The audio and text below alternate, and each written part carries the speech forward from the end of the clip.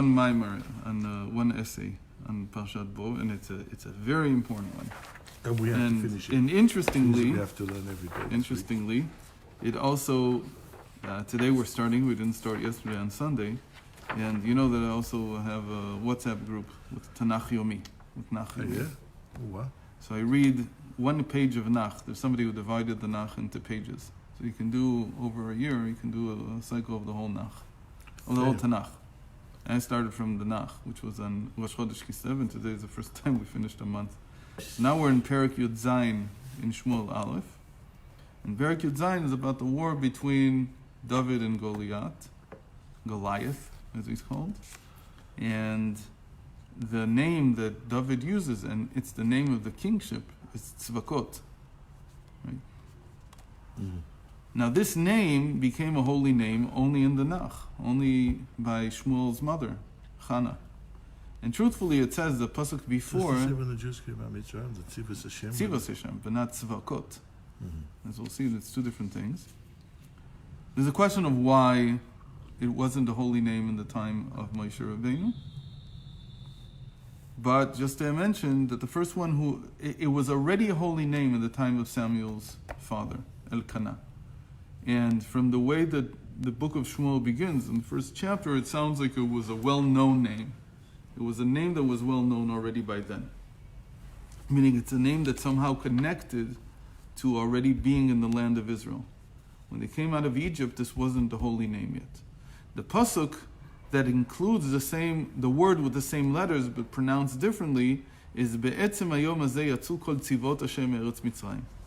In the midst of this very day, all the armies or all the hosts, as they translated in English, which is not exactly the same thing because Tzevakot is hosts. That's the one that they translate as hosts. But this is really the armies or the congregations of Hashem came out of the land of Egypt. Rashi translates is in broad daylight. In broad daylight. Be'etzem hayom.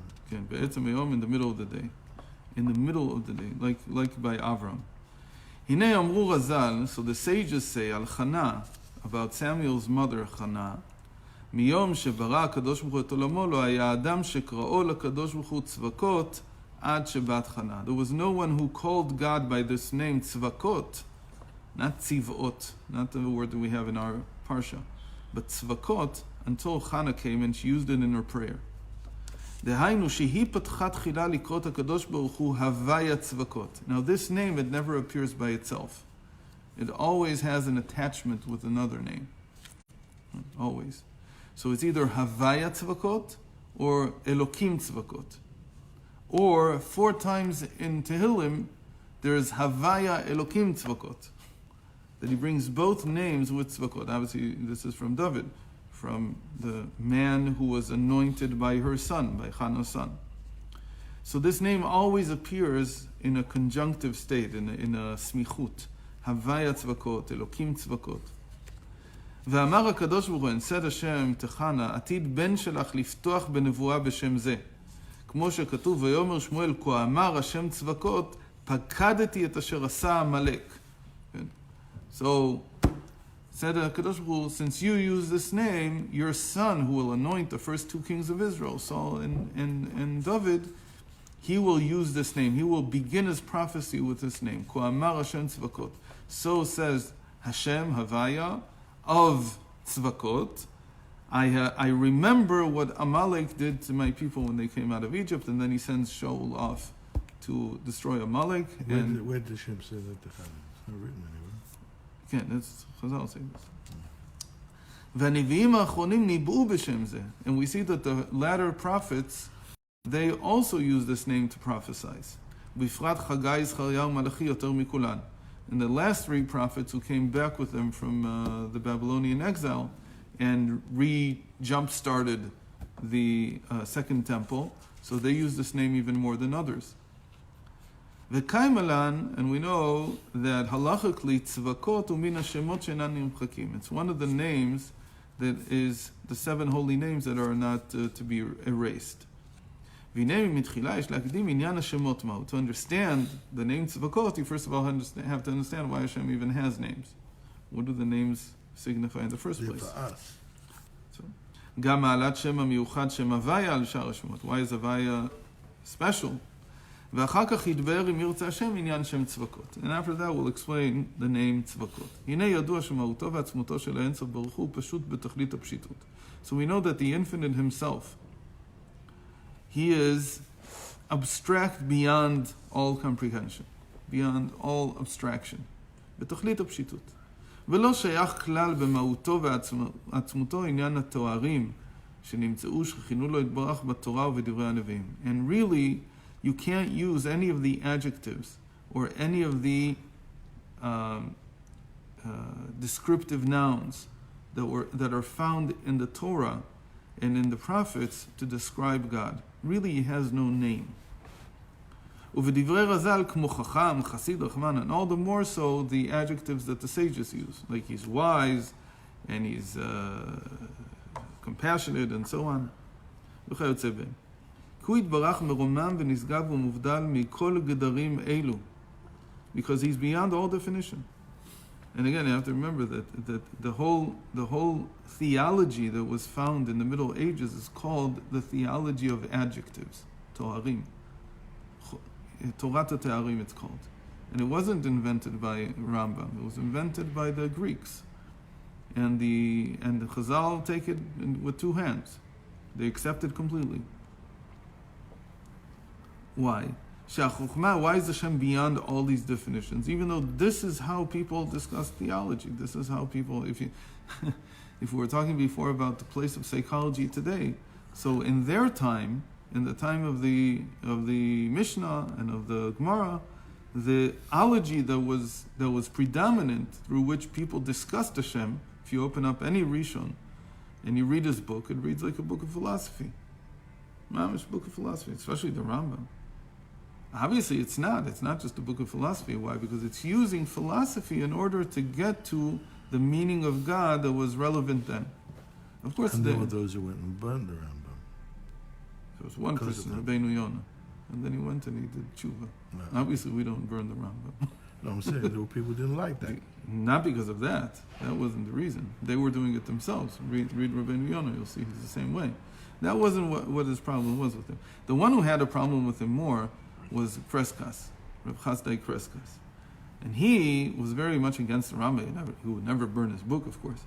But he was very much against the Rambam because he felt that he had gone too far with Aristotelian philosophy. With the? Aristotelian philosophy. He felt that he had gone too far. Why? For different reasons. Certain things that he did not accept. And he held by different opinions. And he didn't hold by all the Rambam's 13 principles of faith. He thought that some of them were incorrect. And it's okay. So the one Yidus thinks like this, another Yidus thinks like that. And because Hashem is indefinite, because Hashem is infinite, and because Hashem is not determined and non-describable or definable, so because of all these things, there will be different ways to grasp Hashem. That's a given about true service of Hashem. That there has to be, just as if we say today in the psychological realm, not psychology as a science or a pseudoscience or whatever you want to call it. Psychology in the sense of thinking about the psyche. Trying to say something about the psyche. So if we talk about a person's psychology, the reason that we grasp Hashem differently is because we have different psychologies. We can't all grasp Him the same way. Because it depends on how internally we're built. So that's called that Kashem Shepartzufeim Shonim Deoteim Shonot. That each person's da'at, which is really his psyche, each person's psyche is different. So you have in the time of Shlomo HaMelech, we said that he talks a little bit in terms of psychology, in terms of trying to present things to different people in a way that different people will understand why they should serve Hashem, how they should serve Hashem. So it says that he had 3,000 parables, and the reason he needed 3,000 parables was because there's like 3,000 different types of people. And each person understands it differently based on, but then it's hard, back then it's still hard to call it really a science of the psyche. It's not really an attempt to yet fully define the psyche. It's true that he has many definitions in his books, but it's not like in Chassidus that there's a very structured and not just structured, not just a description of what there is in our psyche, but also more importantly maybe is how the psyche functions, and how you can help a person get over the different problems that they have. Of course, the biggest problem is that they're not connected to Hashem. So that's the biggest problem that we have to overcome and figure out a way how to help them. 5G will help. Sorry? וכיוצא.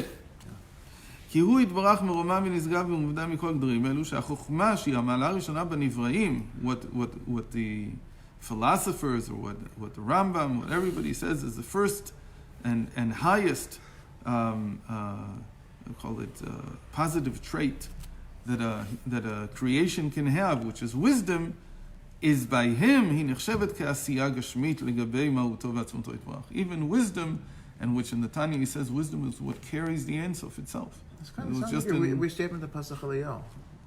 Good. A lot of Chassidus is based on Pasach Eliyah.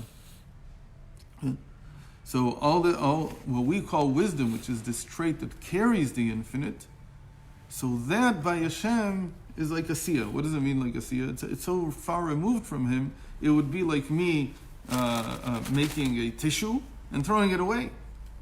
That's how far detached wisdom is from what Hashem is. And it's almost negligible, almost has no meaning. And all the more so the emotional character traits. Here he quotes from Petach Eliyahu, that he's not of any of these measures of the psyche, these measures of the emotions. Nonetheless, יש מציאות עניין התוארים הללו שבאו בתנ"ך ודברי חז"ל. And yet we see that the Tanakh, the Bible, and the sages, they all use these adjectives to describe God. They describe God. דהיינו על דרך מאמר הז"ל, how did they pursue this? How could this be done? Because they learned, במקום שאתה מוצא גדולתו, שם אתה מוצא ענוותנותו. Because you see that Hashem's greatness is not in how detached he is, but in his willingness to come down into the smallest place. So in the place that you find his greatness, that's where you'll find that he's also willing to bring himself down into the smallest definition. שהוא יתברך משפיל את עצמו להיות מתלבש בעשר כלים דאצילות שהם מבחינת חסד וגבורה. Why do you call it hashpala? Shiflut means to lower. But he created everything anyway. Okay, so why is it anyway? And that's the way he chose to do it anyway. So it's not like, that he's vayishing himself to do it. No, shiflut is not viyush. Shiflut is to bring yourself to a stature that's not relevant to you. You don't have to have busha from it. But everything's relevant to Hashem. But that's true. But if you say that, you can close the book and just then not learn any Chassidus. I mean, that statement is true on everything. But the question is, what can we learn from the way that Hashem chose to interact with the world?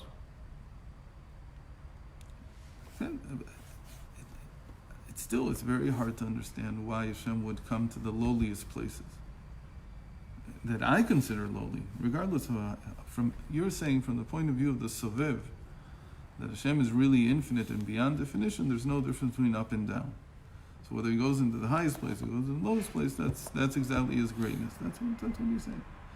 But here we're saying even a little bit more, that we see that Hashem is willing to enclose himself, not just to see everything equally, that there is no up and down. But even if there is up and down, from my point of view, Hashem is even in the lowest place. From my point of view. Not from his. You're right. From his point of view, the Sovev, everything is equal. And there's no difference if you went into Chokhmah or went into Chesed. It's all the same. He says that.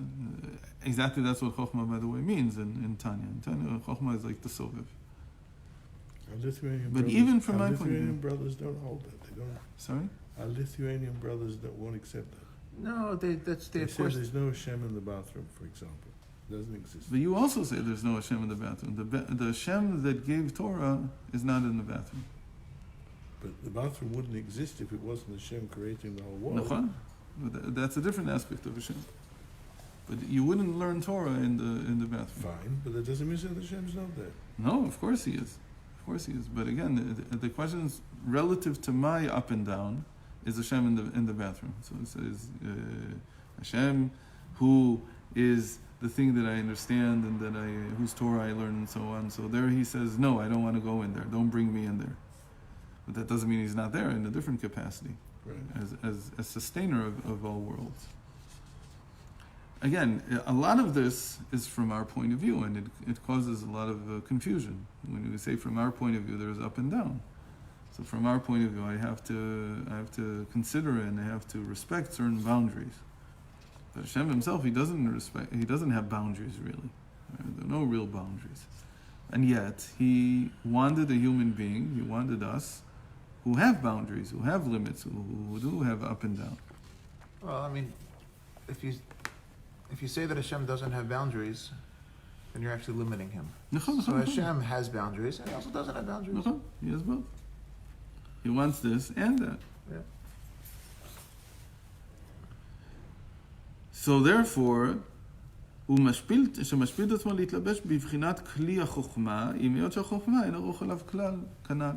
So even what I call the highest aspect of my reality, which is wisdom, by him that's infinitely different, infinitely nothing, and he's willing, even though for me it's the highest, and he's willing to go even into that. So like you said, it doesn't have to be just that he went down into chesed or into shiflus, or even the chokhmah itself. That's what it means, that it's a siyah for him. Like it would be relative to me. You would call chokhmah higher than chesed? Ken. That's how we place it. The chokhmah is what gives birth to chesed. The first Abraham had to understand the chokhmah. And then he became isha chesed. Then he became a man of loving kindness. וכן משפיל את עצמו להתלבש בבחינת חסד. ונקרא אז הגדול או חסיד. And when he lowers himself, as it were, to fill the vessel of loving kindness, then he's called the great, or the full of loving kindness, the chassid. וזהו שהגדולה היא ענוותנותו. And this is what it means. The gdula is his modesty, or his willingness to lower himself down. שעל ידי הענווה וההשפלה שהשפיל את עצמו להתלבש מידת החסד, אז די קשח לקרותו גדול. מה שאין כן מהותו ועצמותו מרומם מגדר זקנן. So it's only when he comes down actually into the different faculties, into the different sfirot, into these lower definitions, that we actually call him great. Because how he is to himself, it defies any kind of definition. We wouldn't even call him great. Can you just explain for a second what the difference is between anava and hashpala? Yeah, anava is a big deal. Anava is like bina, and hashpala is malchus. That's the simplest answer. The more complex answer is that anava is a state of comparing myself to others, and hashpala is in and of myself. That's in our lexicon, in the way that a human being sees this. So David Melech would be more associated with hashpala, and Moshe Rabbeinu with anava. Right, exactly. That's why Moshe Rabbeinu is anav mikol adam. David is shafal.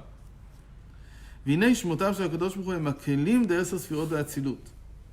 The names of Hashem are what we call the vessels of the 10 sfirot of Atzilus, the world of Atzilus. And in Atzilus, there's no difference between the vessel and the light. שמתלבש בהן אור אינסוף ברוך הוא. And in these vessels, Hashem reveals himself through these vessels. ומתייחד עימהם, he unifies, he unites with them, becomes one. How? בתכלית הייחוד. It's the greatest unification. Why? Because there's no difference between the light and the vessel. It's as if he becomes one with it. That's why we say that the world of Atzilus is the world where there is no separate consciousness. Both the light and the vessel is eloquus. Right. And the vessel does not create a boundary or a separation in the divinity. It all remains one, even though it has different definitions, but they're all one. As it says, he and his vessel are one. So the name Kel, which is the Chesed, is in the vessel. It becomes the vessel of Chesed. V'shem Elokim b'bchinat Kli HaGvura, and the name Elokim is the vessel of Gvura. V'shem Adni b'bchinat Malchut, and Adni is Malchus. When think about a sphera, I thought a sphere was defined as like Oros and Kalim together. Right. So are we saying that? The Kli has a name. No, are we saying that Hashem is mislabesh into the sphere that has the Or and the Kli, or are we saying that Hashem There's Or and Sof within the Or and the Kli. that Hashem is like the Or that's mislabesh in the no. So we're saying that Hashem. There's three levels. Okay. There's the Or and Sof, which is mislabish in a Kli, which is enclosed itself in a vessel that also has light in it. So the light is also already something separate. So from there's already the there's also there's Oros of an Atzilus, there's Kalim Atzilus, and then there's Oros Kalim that's called the Sphira, and then there's no, it's not called the sphere. The sphere is the whole thing together. And then there's Hashem. The Ein Sof is in each of these. That's vessels. mislabish into. That's why it says Iu v'chayoi, Iu v'gomoi. There's he and his light. Okay. Chayoi is like the light. Light, okay. And Iu v'gomoi, and he and his vessel. Okay. And actually, there's a whole discussion about how the Ein Sof is in each one of these separately before they actually become one. Meaning that it's a different aspect, and we'll see in a moment that different names. Mm-hmm. That the light, it has one name, and in the vessel, it has another one. So let's just finish this idea. Again, this can be studied technically, and it can be studied more in depth. I think that over the years, or the last 2 years, I think we've talked about this many times. But it's all the question of how to answer the very important philosophical question, which is, how can you say that Hashem is compassionate? How can you say that Hashem is this? How can you say that He's that? How does the Torah speak this way? How did the sages speak this way?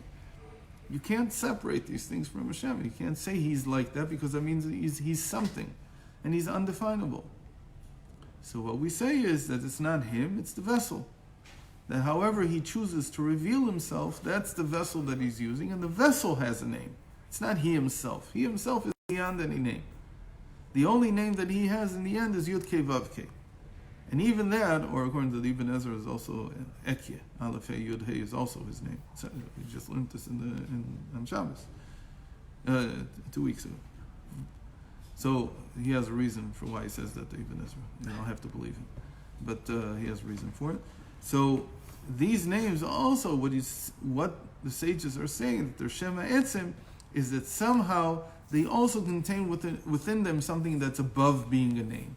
Meaning Yud Kei Vav Kei, the 4-letter name, the Tetragrammaton, is beyond name. It's not just name. It's something else also. It's also a reflection of some essence in some way. Again, that requires more explanation than he's going to give here. But so this is all that was developed in Kabbalah in order to explain the Rambam, for instance. If you finish the Rambam, you finish learning Moreh Nevuchim, and I can tell you this from experience, you come away, and the next time you daven to particular aspects of Hashem. If you learn Moreh Nevuchim, that's how you're gonna come out, because the Rambam is very adamant that these the way that Hashem reveals Himself in the world is the only way we can relate to Him. And it's unclear, at least in the first reading of Moreh Nevuchim, the first time you read it, it's very hard to come to an understanding that the Rambam really means that this is only how he's reflected in the world. Don't daven to that. It's very hard. Not through. I mean, through. The Middle Even Rebbe, the Shash, everybody says it. I mean, even not to daven through. The tefillos takes a long time. The tefillos are through Zav, but it's to Hashem. So in Chassidus, it's not even through. This was a famous statement given by one of the Mekubalim in Gerona, in Spain, to the Rashba. The Rashba was not a Mekubal. He didn't know, but he was the leader of his generation, and he was with a very open mind. He knew a lot, and he asked them, well, "Who do you daven to in the end? Do you daven to Chesed? Do you daven to Tiferes? Who do you daven to?" So the Mekubal gave him an incredible answer. He said, "When I daven, I'm like a baby. I have none of this in my mind when I daven." But again, the place that you first encounter this is Dafka in the Rambam. If you learn the Rambam, you'll come away with the feeling that Hashem, you daven. You should now approach that aspect. And by the way, that's one of the reasons why there are names. Because at least the names remove you from something technical, like loving. The names of the Sfirot are technical, they're like faculties. A name at least is more personal. You say Hashem, it's personal. When you say Elokim, it's more personal. If you say Chesed, you say Gvura, that's already very technical. So one of the reasons there are names, according to Kabbalah, is so that you don't daven. So at most, if you want to have something in mind, have the name in mind. So it's still personal and not something technical. But really, you shouldn't have any of these in mind. What should you have in mind? Nothing. The simple understanding of a 5-year-old. That Hashem is everything. Davening to Hashem is beyond all definition. Okay? And yet, there's all these words in Tanakh and all these words in Chazal that indicate that Hashem has some kind of name. He has some kind of faculty, has some kind of expression to him. So that has to be understood. So what does each one of these represent? So in the end, we learned this already. Chazal say in the Medrash, in Medrash Rabbah, when Moshe Rabbeinu asked him, what's his name? What's your name? He says, Kishem shani poel kach ani nikra. Ani nikra al shem pu'ulotai. I'm known by what I'm doing at that moment. So if you want me to call me now, me to be chesed, so bring something that has to do with chesed, because that's how I'm known at this moment. But it's how I'm revealed. When you say a name, when we human beings say a name, we mean how is Hashem expressed? How is He expressed at this moment? We don't mean who He is, because He has no name. He's beyond all name. And again, only Yud Kei Vav Kei is some kind of something that's beyond name. Okay. We'll end here and hopefully continue.